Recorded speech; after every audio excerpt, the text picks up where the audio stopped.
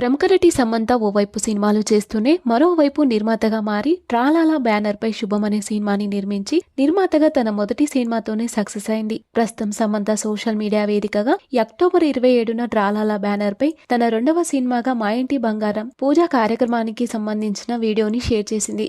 ఇక ఈ సినిమాని ఓబేబీ డైరెక్టర్ నందిని రెడ్డి తీయబోతున్నారు. అయితే సమంత షేర్ చేసిన వీడియోలలో ప్రత్యేక ఆకర్షణగా సమంత రూమర్ బాయ్ ఫ్రెండ్ గా పిలువబడుతున్న రాజ్ నిడుమూరు కనపడ్డారు. అంతేకాదు రాజ్ నిడుమూరు సినిమాకి క్రియేటివ్ ప్రొడ్యూసర్ గా కూడా పనిచేస్తున్నారట. ఈ పూజలో సమంత రాజ్ నిడుమూరు జంటగా కూర్చోవడం వీరి రిలేషన్షిప్ పై సందేహాలను పెంచింది.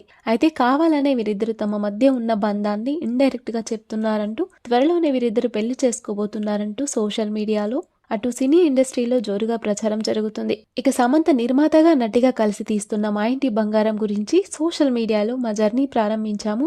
మేము ఈ ప్రత్యేక చిత్రాన్ని ప్రారంభించేటప్పుడు మీ అందరి ప్రేమ మద్దతు మాకు అవసరం అంటూ రాసుకొచ్చింది. ఇక ఈ విషయం తెలుసుకున్న వారు సమంతకి కంగ్రాట్స్ తెలియజేస్తూ కామెంట్స్ పెడుతున్నారు. అయితే ఈ మూవీకి మొదటి క్లాప్ ని రాజ్ నిడుమూరు కొట్టడం ఆసక్తికరంగా మారింది.